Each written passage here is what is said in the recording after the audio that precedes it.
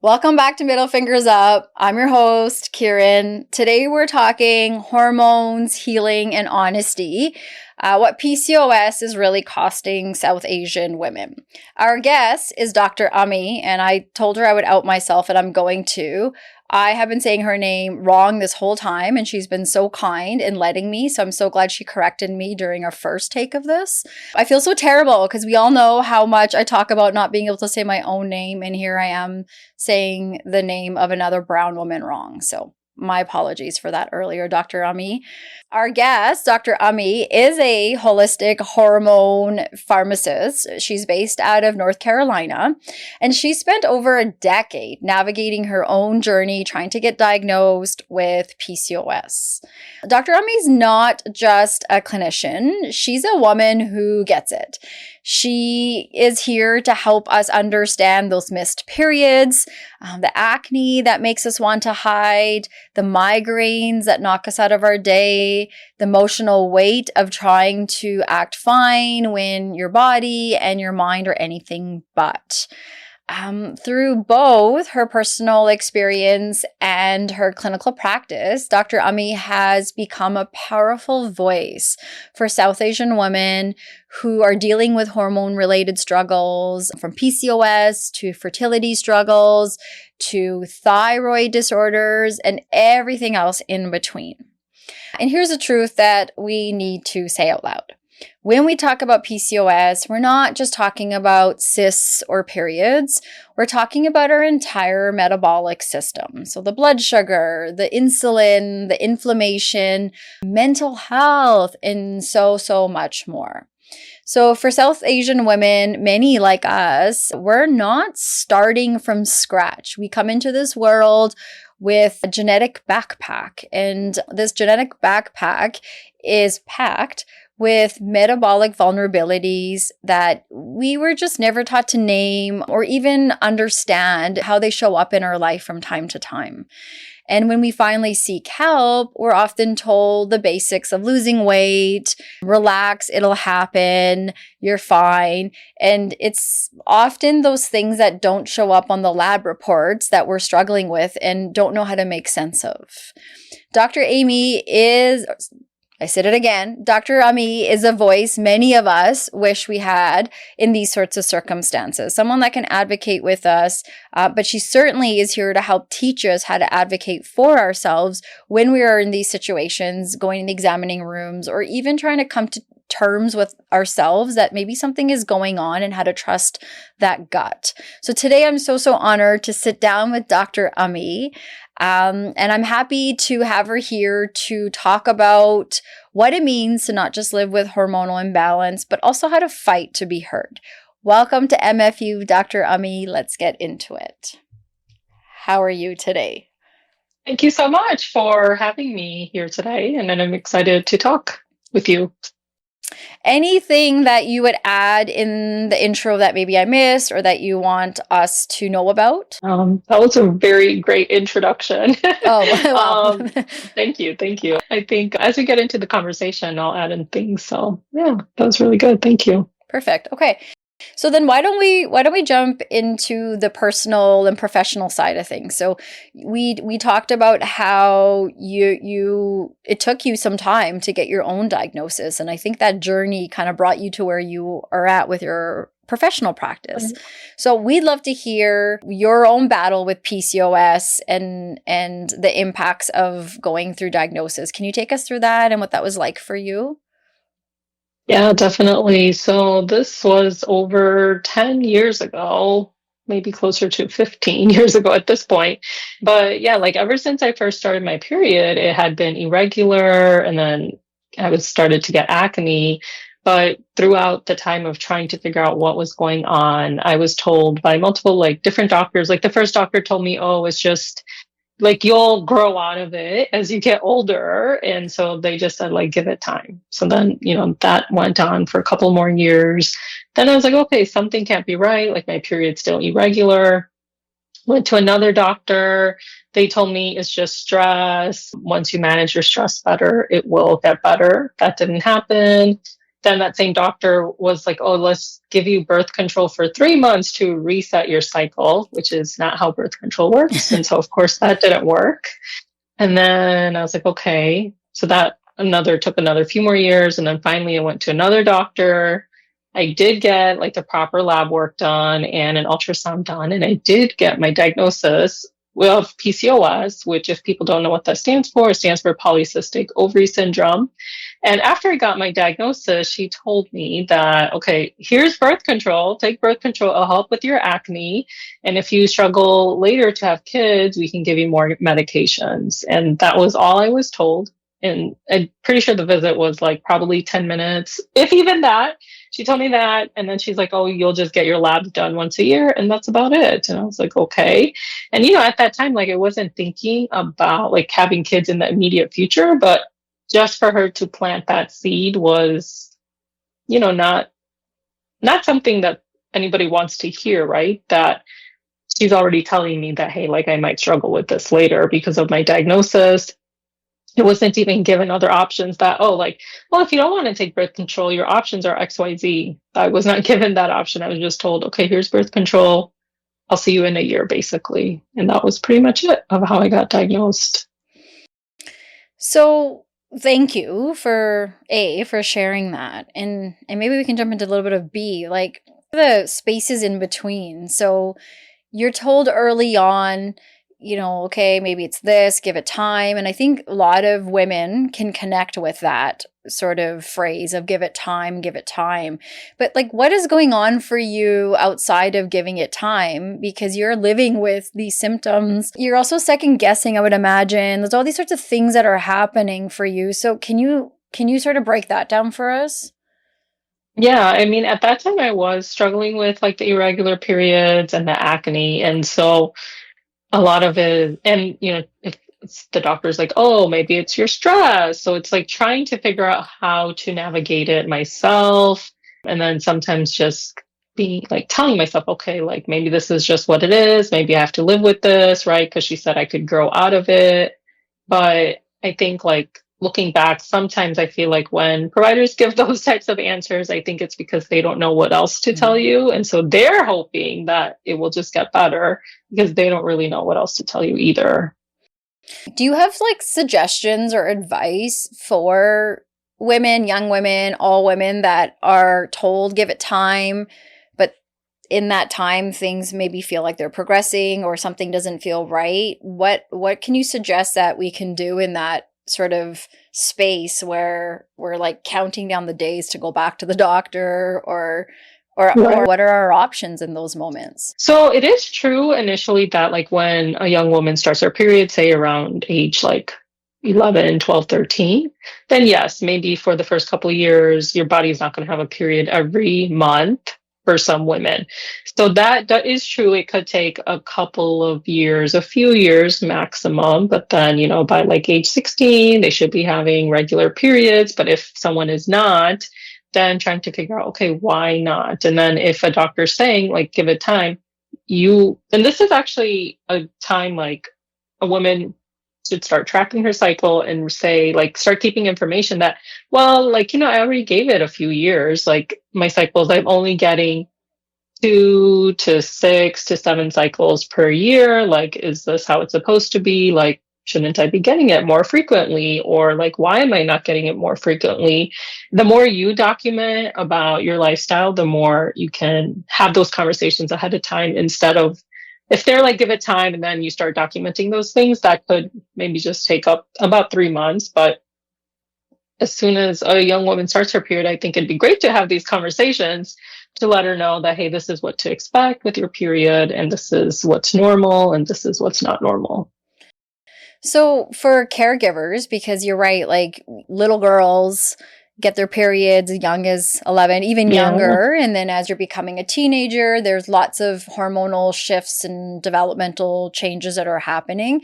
And so I can appreciate and understand how we can get lost in some of that because teens have all these sorts of things going on. Young people have different things going on.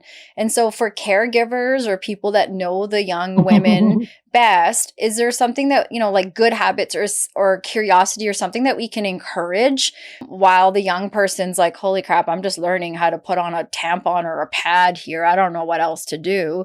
But something caregivers can do to support their young person?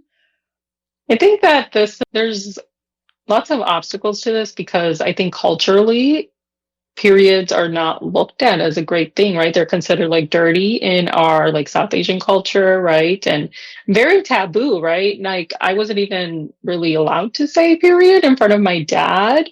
And even in families, right? It's like, don't talk about periods, don't show like, even buying like tampons and pads, right? It's like, okay, let's be like sneaky about this. Like, don't say you're on your period in front of your brother or your dad, right? So, first of all, those things have to change. And then, like, realizing that periods are a beautiful thing, they're natural. And then we can have more of these conversations that, okay, we accept that we have periods and it's normal to have this. Now let's talk about what a healthy period looks like. So I think there's a lot of work to be done there. But first, as for caregivers that may be listening, acknowledging that periods are natural, beautiful things that we have as women, and educating or at least learning and or providing the young woman with the right resources of, okay, this is what a period is. This is like a lot of women don't know that we have like 4 phases in our period, even in like our 30s, right? And yeah, so I think a lot of it starts with first accepting periods, and then second is the right education around it. Oh, you said that so well. Like just all of that. And you know what? I'm going to out myself again, since that's clearly what I'm doing today. We talked about it's about honesty. I didn't learn about those 4 phases until like recently, to be honest, that there are these. And I think part of that is education is becoming more and more available to us. Like I also grew up in that stigma of don't talk about it. It is what it is. And now that I'm entering that perimenopause phase, I remember saying to my sister, I was like, we grow up hating our period, planning our life around it, and like, oh, I'm going to have my period on this vacation or blah, blah, blah. And now in our mid 40s, I'm so grateful when I get my period because it's a part of my health, and it's showing that I got healthy things going on. So I agree with you. I think we do have to flip that script and really, shift ourselves firstly in our households.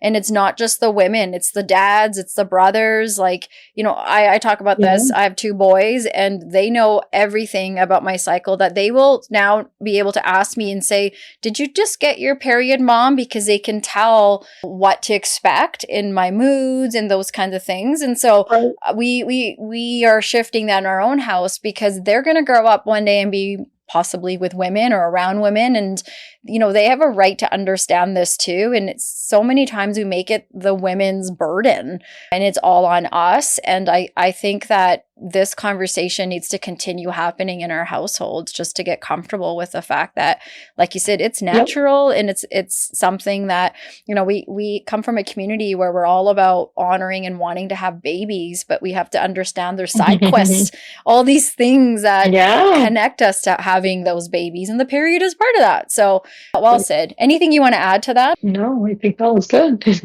Perfect. We'll probably talk a little bit more about that in a minute. Yeah. For you, what is something that you wish more people understood about PCOS, especially in our South Asian community? That in itself could be a podcast. What I wish more people understood about PCOS, especially in our South Asian community. Okay, first, I think that taking the shame and blame out of it, that it's not the woman's fault that she has PCOS. Like a lot of things in our culture is, there's that blame aspect to it. Like, let's blame the woman for this. And then with that, she starts to feel shame for it. So I think eliminating that, because it's a medical condition and there's lots of different factors that go into it. It's Part of it is genetic, part of it is environmental, part of it is lifestyle. So it's not, nobody asks to have PCOS. And so I think taking that, shame and blame out of it would be the first thing. The second thing is recognizing that there's so much, it's so prevalent. Like 1 in 5 South Asian women has PCOS. So most people know somebody that has PCOS, whether they know it or not, or that person may not even know it because they may not be appropriately diagnosed yet. But it is really common in our culture and in our genes. And then the third thing with that is that, if it remains unmanaged, it can lead to a lot of complications like diabetes, like infertility, like depression, anxiety. People think of it as like, okay, you only have to worry about PCOS when you want to get pregnant, but it's really something that affects everyone from day to day throughout their whole life. So it's more than just a fertility problem. Yeah, well said. For you, like, what were some of the hardest moments navigating your PCOS diagnosis as a South Asian woman? Yeah, great question. Several hard moments. I think that, like, kind of touching on. So when I first got my diagnosis and I was taking birth control because I didn't know any better, so I did take birth control at the time. And my mom she was against the birth control. She was like, "Oh, well, you're not going to have kids later if you take birth control now," which is like not true, but navigating that and then hiding that like from my friends and family that I had PCOS. So like no one really knew I had it. And then it became even more challenging actually when I was looking to get married. I thought that nobody would want to marry somebody that has PCOS because I was like, well, why would somebody sign up to be with someone who has PCOS, who has like all these problems, all these symptoms, who might struggle to have kids later? Like, why would anybody want to do that? So that was, a personal challenge outside of dealing with the PCOS symptoms that I struggled with. But eventually I did get married, but then I actually made him promise not to tell his parents that I had PCOS because I thought then they would say that, oh, well, you shouldn't marry her because she has PCOS. So we actually hid it from his parents for basically 3 years. And the only reason that I ended up telling them is because when I decided to share like my story publicly, I had to tell them, obviously. So then I told them, and fortunately, they were understanding and supportive, actually. So I think the people that really care about you, they will be understanding and supportive. And then actually at that time, my mom also was like, oh, why do you need to tell the whole world that you have PCOS? Like, no one needs to know. And I was like, this is exactly why I need to tell everyone because there's nothing to be ashamed of having PCOS. And I don't need to be labeled as this, like a horrible person or like a disabled person because I have PCOS. So those were some of like my personal struggles with PCOS. Yeah, I really appreciate you sharing that. I think so much of this is going to resonate with women. What made you, or how did you go from hiding it to, as your mom said, wanting to share it with the world? What shifted for you? It was really the isolation with living with it. Like my friends and family, they tried their best to support me, but they didn't understand what I was going through because they didn't have PCOS. So that was one thing. As a healthcare provider, I saw a lot of misinformation about PCOS on social media. And then as a South Asian, it is so, so, so common. And after I started sharing it, like people I knew had known for years, they told me that they also have PCOS, but like nobody ever opened up about it until I opened up about it. But it was really like the isolation and the desire to have other women not struggle the way I struggled with it. Because why? Why should they? It shouldn't have to be that way. I'm glad that you shared that because, as you said, the numbers in South Asian women being diagnosed with PCOS is so high. And I was looking at the numbers as well. And like in the UK, in India, they're like 1 in 10 women are diagnosed with it. Sri Lanka, the numbers were high. And then in North America, what's really interesting is that more South Asians get diagnosed with it than other women of color, as well as other than white women. And so it's such a high number. And so the chances of being in the room with a fellow South Asian woman with that diagnosis, or maybe even the fact that she's struggling to figure that out, is really high. And I think our numbers are always skewed and stats always skewed because things are underreported. The stigma sort of keeps us from that. And so when women like you get out there and share your story, I think we have to remind ourselves, and like you should pat yourself on the back, in that it's helping collect data. And people aren't putting money out there to do research on us women, let alone us South Asian women. And so when our own people start to talk about these things, we're building that data. And so I think that's something that, in the weirdest way for me to say this, but it should be celebrated, that we're coming out and wanting to talk about these things so other people don't have to go through it. So if we shift to your professional career, you went to doctor school and then you went the holistic route. And so tell us how you got to where you are professionally and what made you do the work you are doing now with women. So we talked about how I got my diagnosis from the Western healthcare system. So that we kind of stopped there with my story. So then part 2 of my story is that I took birth control blindly for about 7 years. And then I started to have my symptoms come back. I started to get acne again, hair loss, difficulty losing weight, mood swings, anxiety, depression. And so I was like, okay, this is related to my PCOS. So once again, started going to the Western healthcare system. Once again, I was told that, oh, well, why do you want to come off of birth control if you don't want to have kids yet? Multiple doctors told me this. So then I started to question myself that, okay, maybe, is there another option? But I mean, the medication was not working for me, and I knew that there had to be something else. So I was a practicing pharmacist at the time for 7 years. And so I finally found a doctor who supported my decision to come off of birth control. I came off of it, and then I started to take my health into my own hands, did a lot of lifestyle changes, a lot of trial and error. And from that, that's when I started sharing, because it was a very isolating journey. So that's when I started sharing it publicly. But ultimately, it was the fact that there is a gap in our Western healthcare system, where the Western healthcare system is more focused on this is the problem and this is the drug that treats it. It's not as much as Eastern healthcare, which is more okay, why is this problem there? What's the root cause of it? Okay, let's address the root cause in natural ways so that you don't experience these symptoms, as opposed to, okay, you have this symptom, let's just give you a medication, but you're not addressing the real cause of that symptom. So what a shift. Is it ever going to be Western and Eastern practices can come together and work together? Because you're right, there is such a huge gap, and so many people overlook the Eastern practices and kind of bat their eye to, oh, this is whatever, witch doctors. I've had a lot of white friends mention to me. And here we are talking about how so many Western practices are getting in the way of our diagnosis, of our health treatment. And for you in that professional and personal place, you kind of get to wear 2 hats with this question. Where do you think we need to see a shift, and where are you seeing the shift happening? That's a great question. And I actually do practice both ways, where I do incorporate Western and Eastern medicine. And I think there is a time and a place for Western medicine.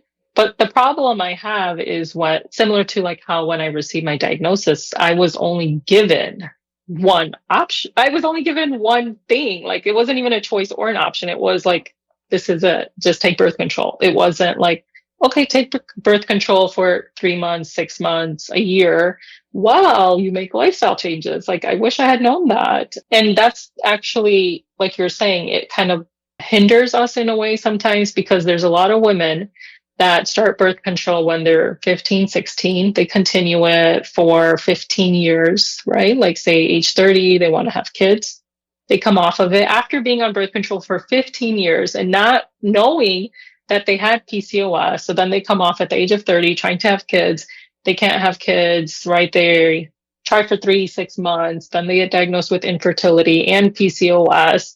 But it's okay, had they known this, they could have been working on their PCOS for 15 years. But instead, they didn't know because they were just taking birth control. So yeah, that's the problem I have with the Western healthcare system. But I think there are practitioners like myself that do imbibe both, where, okay, maybe you can be on birth control for 1 year to help manage some of your symptoms. But in the meantime, let's work on addressing your inflammation, your insulin resistance, environmental factors so that you can come off the birth control and not have your symptoms worsen and, alleviate them as well.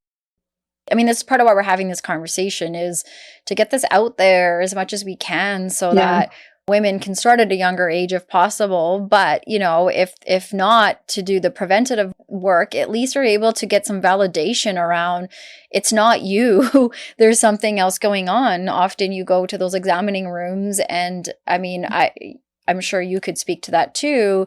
When you know something's going on and then you're trusting a medical professional, and we all do that. Like, I will trust a doctor before I trust myself.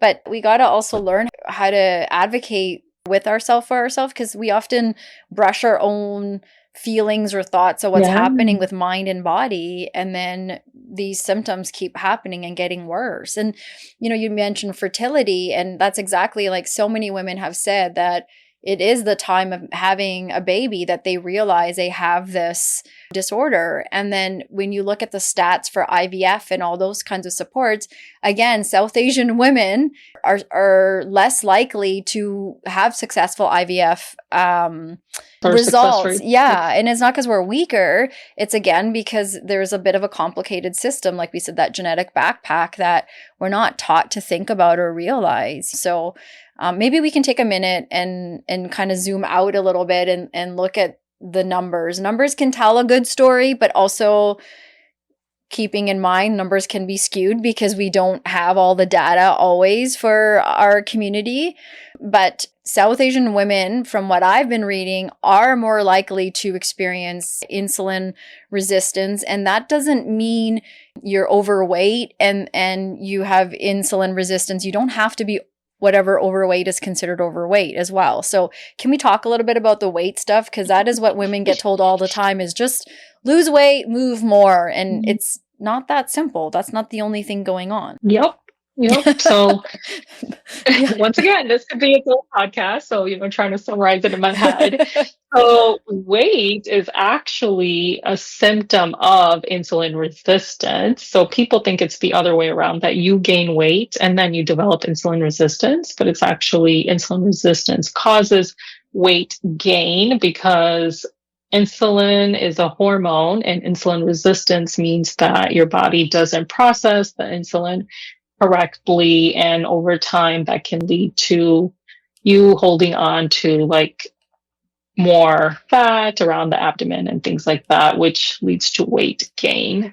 And when it comes to like women that have PCOS, trying to do things that work for men to lose weight, or things that work for women without PCOS to lose weight, they don't always work for women with PCOS, or they're not able to sustain the results of it. Like, for example, intermittent fasting works really well for men, and the studies were done in men, but trying to apply those studies to women doesn't work, because first of all, we have cycles that have 4 different phases, and our hormones fluctuate differently than men. They have more testosterone, and their hormones fluctuate on a 24-hour time frame, whereas our hormones fluctuate on an average of to 28 days. So it's very different. And so when women with PCOS try to apply these things that work for men, like intermittent fasting, it may not always work, or not able to sustain the results. Or even for women that don't have PCOS, doing different things like just cutting calories and working out more can actually be harmful to women with PCOS, because cutting out calories can put a stress on the body, as well as working out too much can put stress on the body, which would in turn have negative effect on hormones. And I think you're right that we could do a whole episode on even getting into higher testosterone levels, the lower good kind of cholesterol, all these kinds of things, the increased risk of diabetes, heart disease, which is our best friend at killing us, all these kinds of things we don't realize, because we have been conditioned to always want to work to be skinny. That is like the main medical thing that as women we've been taught is do what you got to do to be skinny. And that what is skinny, and every woman's body type is different. Our genes make up all these sorts of things. And we go to the gym, we go to these places, there's so much stigma because you see women killing themselves on the treadmill, you see women dieting, you see all these sorts of things that are causing more issues than not. And I think the sad part in all of this is that we're having the same conversation over and over and over again, about I just got to lose a little bit of weight for that wedding, or I got to look this way. But sometimes the weight gain, especially as we get older, as I'm learning, it's telling us different things, and we don't know what those different things, when you can't look for it, when you don't know what to ask. And so again, my question is how do we flip that script? How do we help even the men around us start to understand that weight loss is not the end game here, and that's not the thing that makes us healthy? So is there one thing in that you can help us start to, even in the smallest way, like look at outside of I gotta be skinny and that's the only way I'll ever look good? I think, part of that you said is like medically we want to be skinny, but I think it's also society wise that's been the beauty standard, which men have set, right? Men have said, like, okay, this is what beauty standards are, this is how women should look. And then somehow, as women, we have fallen into that trap that, yes, this is how I define myself as beautiful. And so then we strive for that, whether it comes at the cost of, like you said, killing ourselves at the gym, doing these like diets that could be more harmful than helpful. And I think before we get men to understand this, we ourselves as women have to redefine these things for ourselves, how we define beauty for ourselves and how we define healthy for ourselves. And when we can be confident in that for ourselves, then we can have the expectation that the men in our lives can also accept that. Yeah, I think that's a really good point, is like, how do we shift from the outside to within and looking at, okay, like, why do I have these struggles? And because like ultimately at the end of the day, the things like we keep saying that aren't on the lab reports, it's the parts about our well-being, our mental health, our self-esteem, our, low self-worth, all these kinds of things often I feel get in the way and cause a lot of stress. And because we can't see it, it's hard to be able to name it or talk about it or what, but we all live in our heads all day long. And many of us can, probably nod our head at least to, yeah, I have a whole script in my head that happens all day long about how I view myself. And yes, we're talking about PCOS. Yes, we're talking about hormonal stuff, but our well-being, our mental health goes hand in hand with that. And so I'm curious, when women come to you, what are like the top presenting things that you guys talk about, or that come up that maybe even the women weren't even expecting would come up? Yeah, I'd say one of the unique things that I also include in my practice is a mindset aspect, because a lot of it, we do have this script in our head, and the script is not a great script. It's very negative. It's very critical. It's very unrealistic, holding ourselves up to perfect expectations, things that we don't expect of our loved ones and other people in our life. But for some reason, we have that expectation for ourselves, right? So one of the things I address with my clients is mindset, bringing it to awareness, the negativity, how much negative talk they have, what beliefs they have about themselves, their body, what it feels like to live with PCOS, what beliefs they have about the future of like getting pregnant with PCOS, and working to overcome those limiting beliefs. So that's one of the things I do work with people on. How do women receive that conversation or that work? They like it a lot because it's not something that we commonly discuss, right, openly. And so my approach is a holistic approach, meaning that we do focus on a whole body approach, including mindset. And a lot of times we get into those habits, we may not even realize how bad it is. And even like with my own journey, I struggled with all those things like perfectionism, being super critical, being really negative and hard on myself. But when I started to be more aware and track those things myself, I realized like, okay, yeah, no wonder I don't feel great. I'm just like being so mean to myself all day long, like every single day. Yeah, like how can I feel good? But yeah, once like they start recognizing these things and start making the shift, they do become more hopeful about, living with PCOS and also starting to see the physical changes as well. Yeah, I think like in some ways it's like the science of it too. We think, oh, if I throw this, like we said, the diet, or I do this thing or that thing, these random things will work.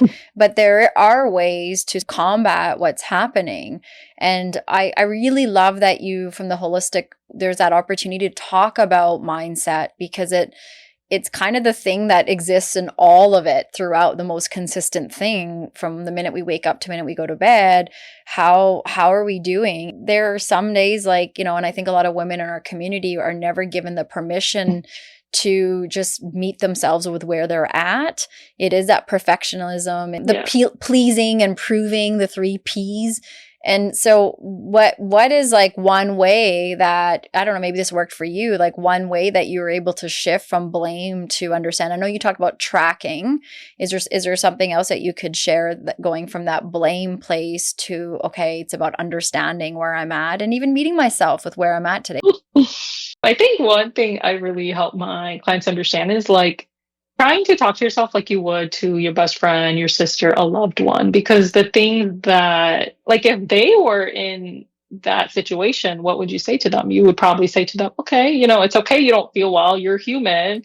You're on day 2 of your period. It's okay if you need rest, right? We would probably say that to them. But to ourselves, we usually say things like, oh, well, who cares? It's just your period. You should like push yourself through it. You should go work out for an hour and do a high intensity workout. No, you probably would not say that to your friend. So then why are you saying that to yourself? So treating yourself like you do to other people. Yeah, I think that's great advice. It's such a shift to go from, Yeah.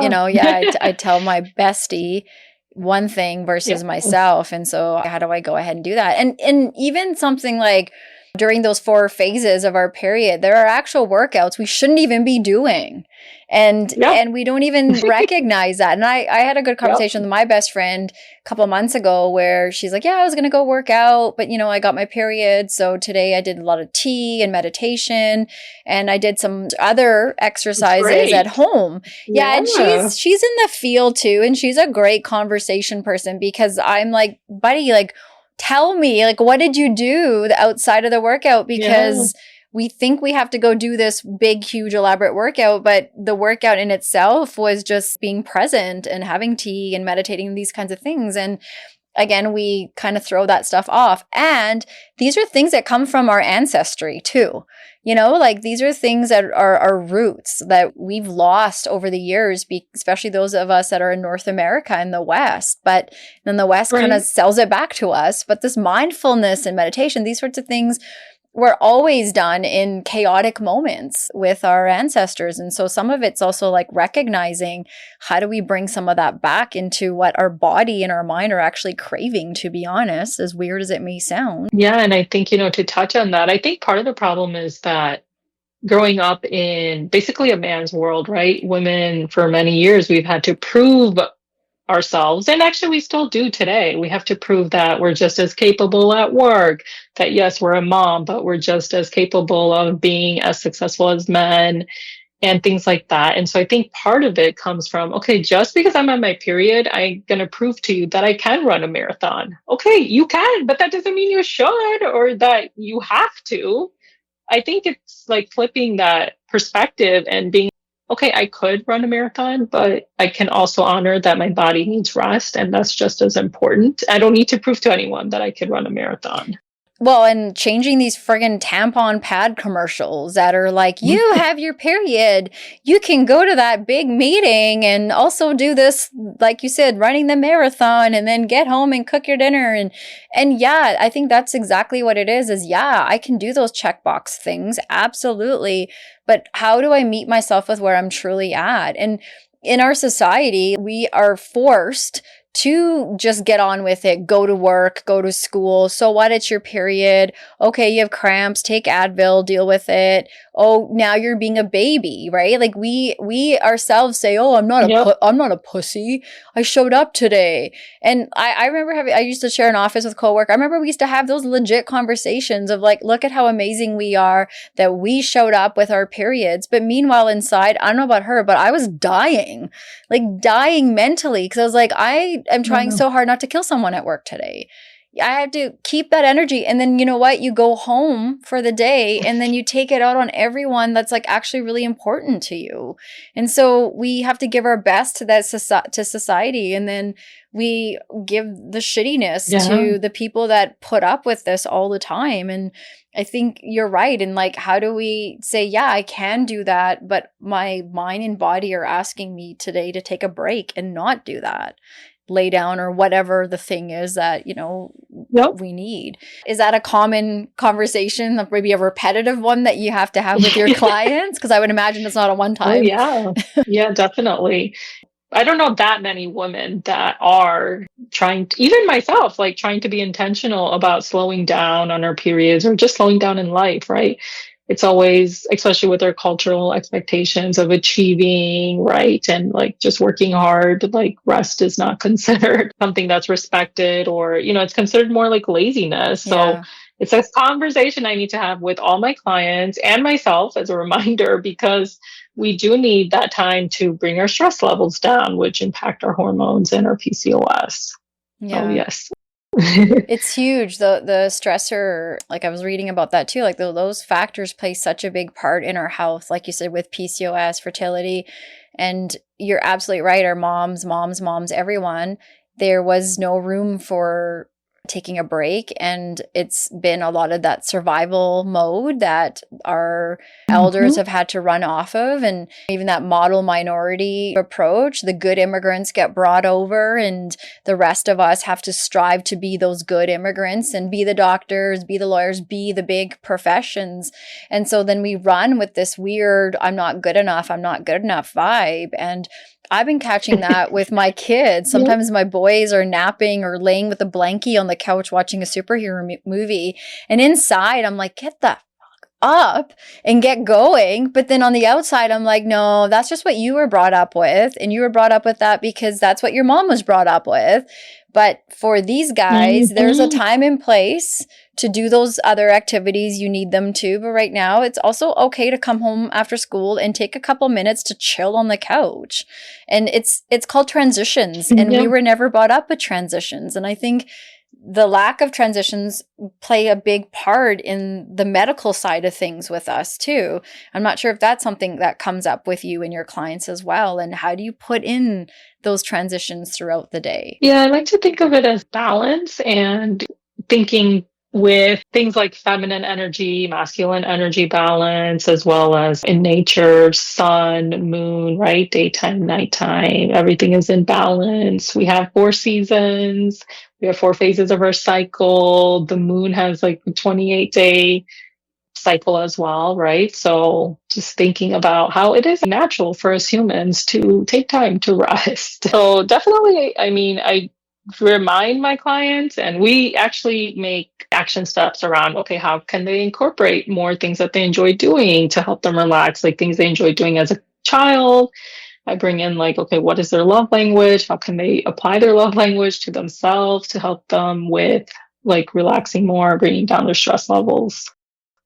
Yeah. And like, it's so weird to think about those are the things that we need in the medical place as well, because that's not when we go to the doctor, that's not what we talk about at all. It's always Yeah. prescription. So how have you had to shift that as well, because you were primarily practicing in the Western kind of way too? So how did you get to that place for yourself? Yeah, I think it was more that, like, you know, with my own PCOS, I realized that it wasn't like my symptoms weren't being managed despite being on medications. And then as a pharmacist, understanding that, yes, the medication is only treating the symptom, it's not treating insulin resistance or it's not treating inflammation. It's not, you can't out medicate a lifestyle, actually. So, yes, you could take medications and that's great. But if you're not sleeping more than 6 hours a night, if you're not eating 3 meals a day, if you're not getting movement in, there's only so much medications can do. So you still have to take care of your basic day-to-day things as well, which is prioritizing sleep, getting movement in, eating nutritious, balanced meals, managing stress, managing mindset. Like I hear you say this and I think, yeah, this makes so much sense. And I think of other people that are probably like, oh, yeah, I know this. I know this. How do we go from knowing this to like making it a part of our life, part of doing it? Any feedback about that? I'd say start small. You can't expect these changes to happen overnight. So start small with one thing that has the biggest impact, whether for you it could be, okay, I sleep 6 hours a night. Okay, I'm going to increase to 6 hours and 30 minutes this week. Okay, next week I'm going to increase to 7 hours and start making those shifts in your evening routine or your day that, hey, like what's going to prevent me from going to sleep? And that's the thing you need to do like first or second in your day so that you're getting rid of those obstacles. I'd say pick one thing, work, build up to that place that you want to get to, and then add on the second thing, whether it's like, okay, I don't really work out. So let me start with 15 minutes twice a week, whatever that may look like. And then build on that, add on another day the following week, another day the following week. And then adding on more time, like 15 minutes to 20 minutes to 25 minutes to 30 minutes. Start The small. I love that. You don't have to go hard right away. And some of us are all or nothing, but we can, it's overwhelming And it's change, unrealistic right? because we're not going to be able to keep it up. We can't expect ourselves from living one way to the next week being this perfect person that we want to be, right? We have to slowly build in those habits so that they stay. If we shift gears for a second and go back and talk a little bit more about fertility and maybe even like the Mhm. cultural pressure, because I would imagine you see women, and some of this would probably come out as we sort of have been saying for many of our women, there's a lot of guilt to carry and even shame around fertility struggles. I've talked to a lot of women, done these panels, and there's this underlayer of feeling like they failed as daughters, as wives, as South Asian women. And so I would love to hear from you what sort of work you've been doing around addressing some of this guilt and shame, or any feedback you have in these conversations with women that are showing up and feel like they're a failure because they can't have a baby. Yeah, I think that a lot of it can be a lot of like misunderstanding and misconceptions about like PCOS and infertility, which is what I address with my clients. And a lot of that starts like with my own story of when I got diagnosed, I was told that, oh, you may struggle to have kids. So sometimes that seed gets planted, and that was planted in me for like 10 years until I realized, like, oh, that's not even true. Like, I can get pregnant naturally, and people with PCOS can get pregnant naturally, but there has been that misconception because of how I explained to you earlier that, some people don't know they have PCOS. They come off of birth control, then they get diagnosed with infertility and PCOS at the same time. So then there's that association that, oh, because you have PCOS, you have infertility, but that's not necessarily true.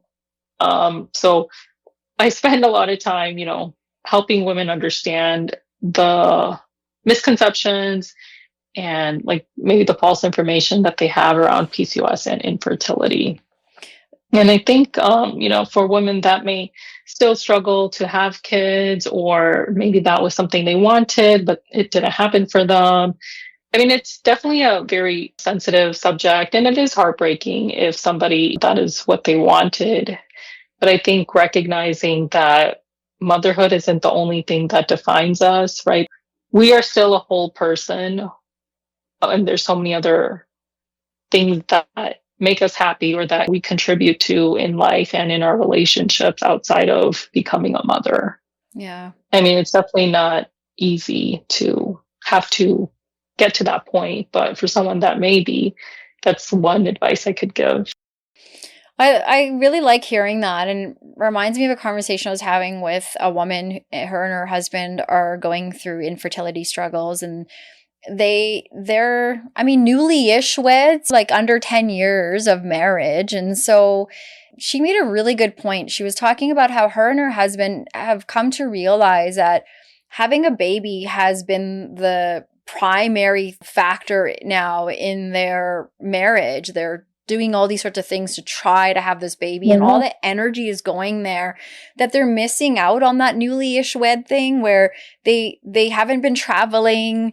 They haven't been enjoying going to HomeSense to decorate their house, or the things that we all need to go to IKEA and have our fights. Like these kinds of things that couples go through, dates and sort of thing. And they recently went on a vacation and came back and they were like, oh yeah, there is a lot outside of having a baby. And while we'll work through this process, whatever happens, we have to set ourselves up with the other things in our relationship too. And I was like, oh my God, please fist bump me 10 times, because that's such a big place to get to.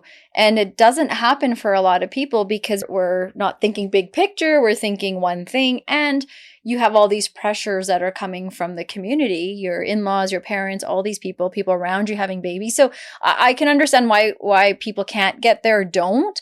But it was really refreshing to hear that conversation, and that, yeah, okay, like set yourselves up with other things in your relationship as well, if possible, because it's you also need that energy to pull from when you're going through something so big, like trying to conceive as well. Yeah. And I think it's like, even for people before they get to that point, right? It's like, are they living, like, do they want to have a baby, or do you think you just want to have a baby because that's all you ever were told that, okay, it's like wrote in my post that you're gonna get a great education, you're gonna have a stable job, and then you're gonna get married to a great person, a family oriented, perfect on paper type of person, and then you're gonna buy a house, then you're gonna have a kid. And that's all like we've been told, but like, okay, is that what you actually want for yourself? Like, is that what will make you happy? So before getting to that point of, okay, we're gonna have a baby, like, these conversations, these things start earlier in life, right? Like, okay, are we making the decisions that are right for us? Are we going to the college we want to go to? Are we going to the place that our parents want us to go to?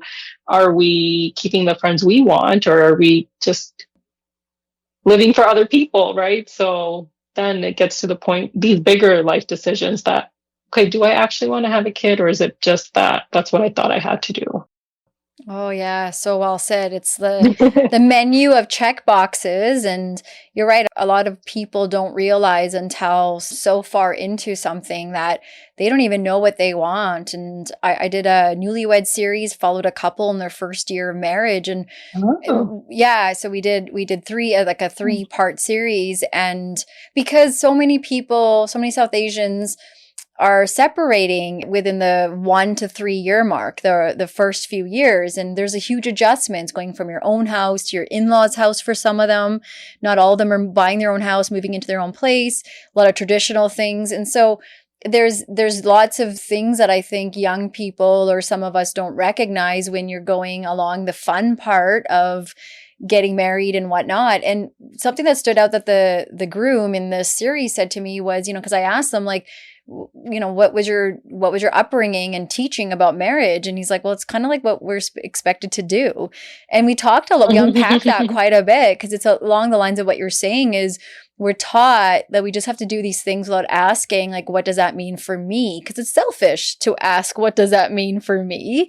It's just what you do. And it's what the people before you did. And there's cycle breakers out there that realize that's not for me, or figure out in their own way of like, I'm not going to do that, or I don't want to do this. And I think that's okay. And we need to be able to, like you said, ask those questions of like, what do I want for me? A lot of times it's like, what do I want this partner to look like and be like, or how will I know that they're going to be amazing? But it's like, how will I know that I'm amazing? How will I know that I can trust me? How do like those kinds of things we don't look at. And yeah, it gets to a place sometimes where it doesn't necessarily go the way that we planned. And I would imagine for some of the women that come to you as well, these are kind of conversations that you guys are having too. Like, what do you want in this? And how do some of them answer that? I'm like working on that with my mom, because she doesn't know what she wants in her life. I ask her questions and she's like, I don't know, you or dad decide. I'm like, this is your life. This is your body. This is your health problem. You decide what you want to do. But like, I can't expect that from her, because she's never made choices for herself. Like, she didn't really get to choose to marry my dad. It just happened for her. And that's a big life decision, right? Yeah. So yeah, it's tough to break that cycle. And even for myself, I didn't know what I wanted or how I got to my life until I ended up, getting married and doing all the things. And then I realized like I'm not living the life I want to live. Like, I was very unhappy, depressed. And it's because I realized like I never made choices for myself. So I didn't know what I wanted. I didn't know that I didn't want this because I didn't know what I wanted. And so I just fell into that life that I didn't want. But I think it starts with the small, basic things that, okay, the small things in life that, okay, what are the things that make me happy? Am I making choices that I want to be doing with my free time, right?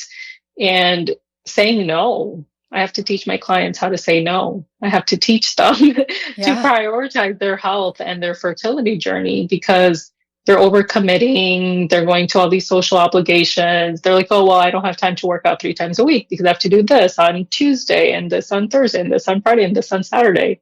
And I'm like, okay, cool. So how are you going to make these changes for your health and have a baby when you're overcommitting to all these things for other people, right? So teaching them how to say no, teaching them how to prioritize their own well-being, helping them figure out what they want. And ultimately, those small, small things help people make the big decision that, okay, do I want to get married to this person? Do I want to have a baby?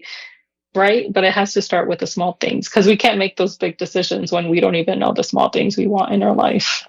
So well said. And I think this is why a racialized healthcare provider, therapist are so, so important because you're talking about boundaries, but in the Western world, boundaries are done in a very different way.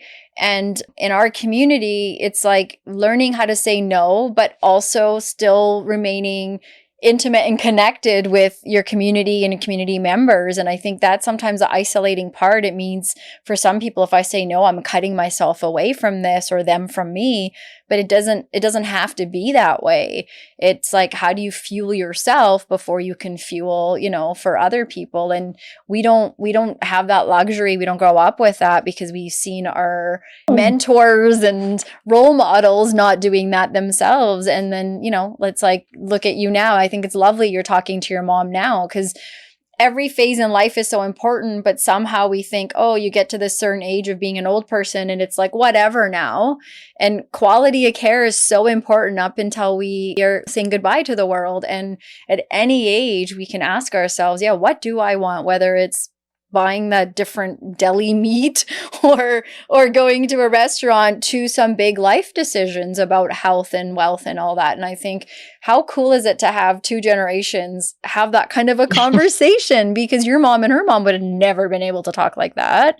And a lot of our generation and our parents don't get to have those kind of conversations. So I think that's like a really cool, you should write about that, blog about that because it's like, it's a work in progress. Well, it's a work in progress with her. Yeah. But like to even for you to get to that place to ask, that means you would have had to have done your own work, as you're saying, to figure out like, what do I even want? And that's, again, it feels like a selfish kind of sacrifice, but it's an important one. And we're allowed to evolve as I don't know if you've seen this show. It's a South Asian show here in Canada. It's called Late Bloomer. Oh my God. It's like so well done. The guy that put it together, he started doing YouTube kind of funny bits way back in the day. And, they cover so much of what we're talking about, the breaking the barriers through the generation. And it's just like this family, Punjabi family in Canada, and all these different side quests that, the daughter gets married, doesn't necessarily want to, going through that process, the parents as they're getting older, figuring out stuff. And the main character, he wants to be a YouTube / like entertaining person. And like, that's not a job that we're encouraged to have, a creative outlet. It's like you need a job that brings in money. And And so there's so many cool conversations in there that I think the point of that is we have access now today, whether it's through TV, whether it's through, clinicians like yourself, conversations where we can start to ask ourselves these sorts of ways of like, how do I better the quality of my life, not necessarily of everyone around me. And I love that you're having those kind of conversations with your clients, even though you have to have them 100 times a day, but it's like repetition, right? Like eventually you say something 7 times, it sticks. And so I think these are important things, at least, and we can come to the end of our life and say, okay, I did those things. I think also it's like, I know you said a lot of it is that, we're made to believe that it's selfish for us to want these things, but I think also in our culture, it's considered disrespectful, which is like a whole thing of like, you have to listen to your elders. They know what's best for you. If you don't, it's disrespectful and selfish. But it's difficult. It's definitely difficult to kind of break out of that because that's all we've been told since we're kids, right? Like, respect your elders, do what we say, don't talk back to us, how dare you make a choice of your own? You have to listen to what we say, right? So then we become adults and we don't even know what we want in our life. Yeah. And it's considered disrespectful if we do anything else. It's so true. Yeah. And you know what? Sometimes I'm mad at the fact like I'll never get to be the elder that's respected because I'm in that breaking barrier phase where I have kids that I have to listen to now. Like, sometimes I come from a home where exactly that's how it was. And then now I have these kids that are almost teenagers and there's this whole world of parenting that we didn't grow up in. I'm like, parenting, not just parenting, gentle parenting, yeah, right? all those kinds of, I'm gentle-ish there. I'm still Punjabi, so I don't know. But it's funny because sometimes my sister and I, we laugh. We're like, when will we get to be the elders that people just listen to? Like, you're not listened to as a kid and then you're not listened to as a parent because you have to always do the listening. And so it's funny. And that's a whole thing. Like, things are evolving, things are changing. And I think it's like good to wake up in the midst of some of these things and realize, okay, I can also go with this change, or I if I choose not to. I think that's the other thing is like understanding what choice is. Because like you said, sometimes clients, like you were saying, it's like, well, I have to go do this, I have to go do that. And sometimes we feel things are done to us. But ultimately, we are making that choice that I've made my schedule the way it is for Tuesday, Thursday, Friday. And so I have to give a little to get a little as well. So if we kind of shift a little bit here to the system and get your advice on how you talk to your clients about advocating when we go to the doctor's office, and like even a little story I was telling you about before we started, there's already this like painted picture of a lot of people of color when they show up in examining room. There's a lot of, and I wouldn't say anymore it's overt racism, and I think that's what we're still looking for. It's a lot of this centering around whiteness, and some of us don't know how to name it, but we can feel it. What can we do for ourselves so we feel like we're getting our answers met and calming the stress that brought us there because we're scared for ourselves in our health journey? It kind of touches on what we were saying earlier about like, choice, knowing yourself. And this connects back with like, okay, knowing your body and knowing what is, when you know something is off, and trusting yourself and your body that, hey, something's not right. I had my period for 6 months and all of a sudden it's only like coming every 2 months, 3 months. Something's not right. But we have to be connected enough with ourselves to recognize these things. And we have to, like I was saying earlier, trying to track as much as we can about our periods or just other symptoms in general, and just being more present and aware of ourselves, right? Like when you were saying about like hair loss, right? Noticing that, hey, I usually don't lose this much hair, but sometimes we're so rushed in our life. We're so not present with our body, our mind. We don't even know when these things happen, right? We get pain. Oh, whatever. I'll just take Tylenol. Oh, it's that pain again. I'll just take 2 Tylenols. Oh, it's that pain again. We just take Tylenol and move on. But that's your body telling you that something's wrong. There's a reason you're getting migraines. There's a reason your neck hurts. There's a reason your back is hurting. It's asking you to slow down and take a moment to figure out what's going on, not just take medication and push through it, but we have to be more present with our bodies. We have to know what's normal for us and what's not. And then when we get to these places of trying to get a diagnosis, then we have this evidence that, hey, like, I never used to get migraines, and then I started getting these migraines, or like this is how my periods were, but now they're like this. So we have to present that information. We have to advocate for ourselves. And if a provider doesn't listen, if they're saying give it time, when you're giving them clear information that something is wrong, then you have to go to another provider. Yeah. And, nowadays, like you're saying, like providers like myself are available. There's other providers that are more like naturopathic doctors, or like they practice hybridly than trying to see those types of providers to get the answers you need. I appreciate this and bringing us back to the knowing ourselves and jotting things down. And something that you also said in there reminds me of a lot of our elders and a lot of people. And we kind of covered that not knowing how to rest, but that take the medicine, take the medicine. And for people that are going the diagnosis route, taking the medicine, but also aren't making different adjustments in their life. Like maybe overdoing one thing is actually the thing, but it's so ingrained in them and they can't stop.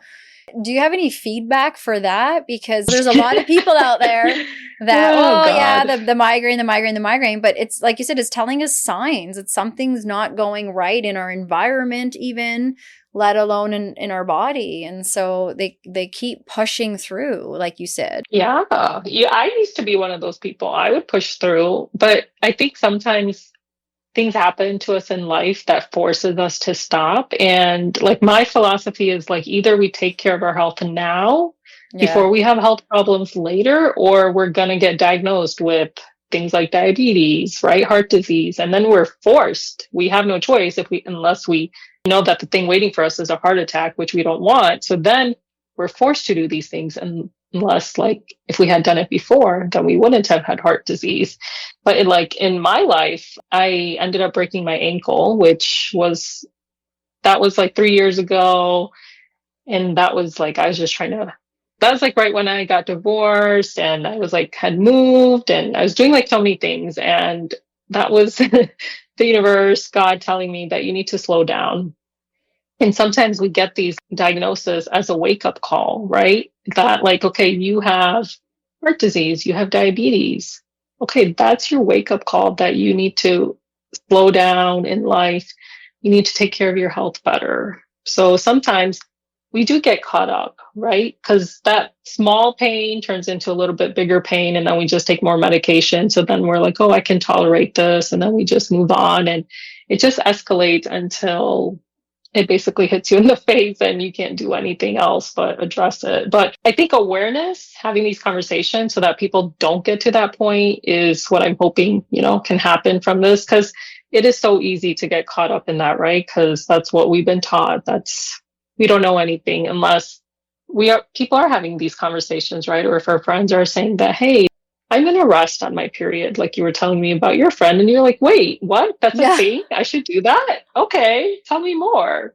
But unless we have these conversations, we're all going to be stuck in that same pattern of, okay, let's just take medicine, move on until something big happens. But if we don't want that big thing to happen, then these conversations and awareness of, okay, I need to prioritize my health now before it becomes a problem.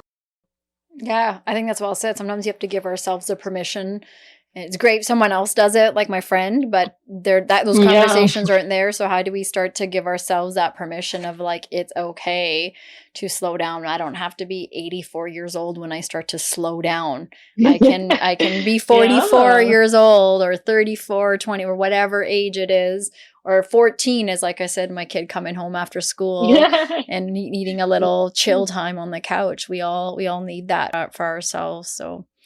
So, Dr. Ami, I just want to thank you for today. And I want to ask if there was anything that you wish I had asked that maybe I didn't, or something you want to go back, add to, clarify in the conversation we had today. I think ultimately the take-home message, or what I love for my clients to walk away with at the end of our time together, is just that only you know your body best, and it's your responsibility to take care of yourself.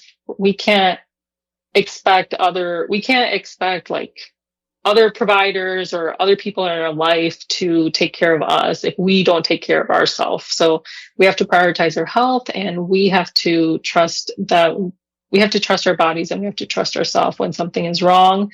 We have to listen, and we have to advocate for ourselves. Well said. Especially that piece about trusting ourselves. We're so, even as like our community, so consumed about trusting other people. And again, it's like, what would it look like if someone trusted me or I trusted me versus what does it look like when I trust them? I think if we can start to shift that, then we can rely on ourselves more. And you're right. We know ourselves better than we let on. And I think we have to like tap into that. Absolutely. What about call to action? So if there's one thing, only one thing people today left with, what do you hope that one thing is? I wish more women did not hate their periods. And this goes back to like, everything we've been saying. We live in a man's world.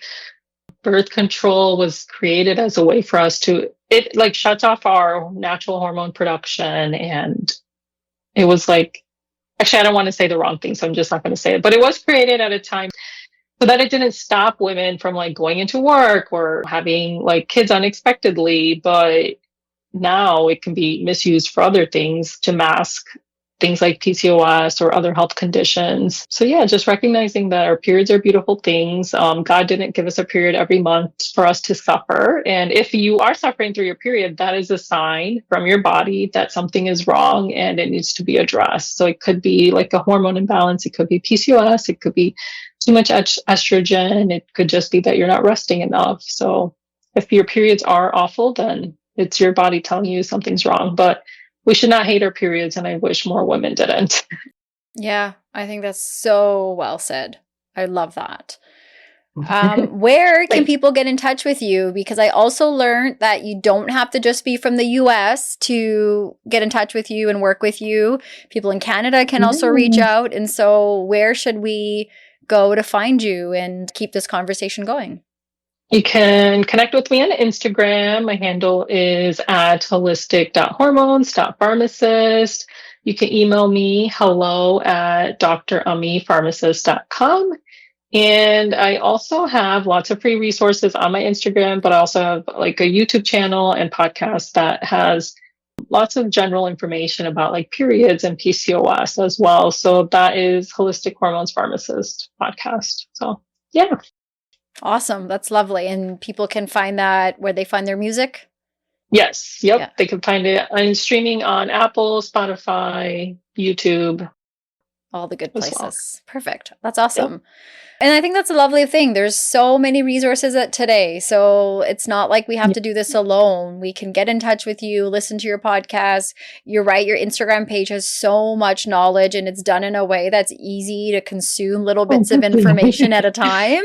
And so I think those are lovely ways for, we all have different ways that we like to learn. And the key here is we don't have to do it in isolation. Also, lastly, we like to leave with a little bit of rebellion and a lot of heart. So we're going to ask you, what do you want to put your middle fingers up to today? I'd say putting my middle finger up to living in a man's world. Yes.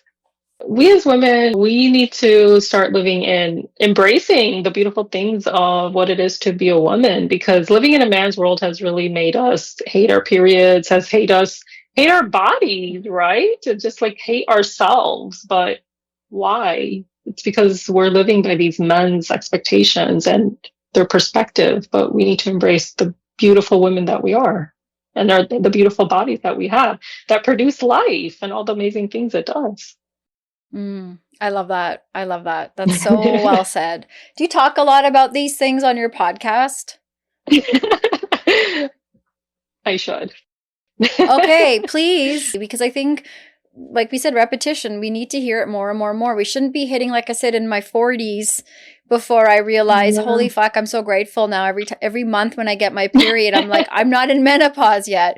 I should have been just as excited, years earlier. And of course, messages were given in the way that we've been talking about. And now here we are where we're learning that and there's just so much unlearning that has to actually happen instead of learning. And that's hard because it's been ingrained, like you said, living in this man's world. And so definitely the more we talk about this, the more data we create. And so Yeah. thank you. Thank you so, so much for your wisdom, for sharing your personal experiences, doing the professional work that you're doing. And you know what? Honestly, breaking down so many barriers for us, whether it's today, whether it's through your socials. Honestly, it's conversations like these that help us, specifically as South Asian women, dismantle the silence and the shame that surrounds issues like PCOS. And as you said, the medical masking that happens with these things that many don't know, and with infertility and personal identity, all of that is tied together. And to everyone listening, we always say these conversations are door openers. We're just scratching the surface. And this means that if you like this conversation, you're connecting to it. We've shared where you can reach Dr. Amit, and you can also connect with us here at MFU to keep these conversations going. But just remember, you guys, we're not alone. We can keep learning, keep unlearning, and more importantly, coming together as women and supporting each other by sharing our stories. And please share this episode with others if it resonated with you. And like we always say, keep those middle fingers up. So thank you so much. Any last words? Anything you like to say before we say see you later? Yes. Actually, I love this quote by Rupi Kaur, or one of her poems. She wrote, "What's the greatest lesson a woman should learn? That since day one, she's already had everything she needs within herself. It's the world that convinced her she did not." Mm, So, love that. I do too. It's everything we talked about. It really does. Hey, we just needed to read her one sentence there. We didn't have to do an hour and somewhat. But yeah, exactly. Yeah. Well said. I like that. That's a good quote to leave with. Thank you. Definitely. Thank you so much for the opportunity to have this conversation. I really enjoyed it.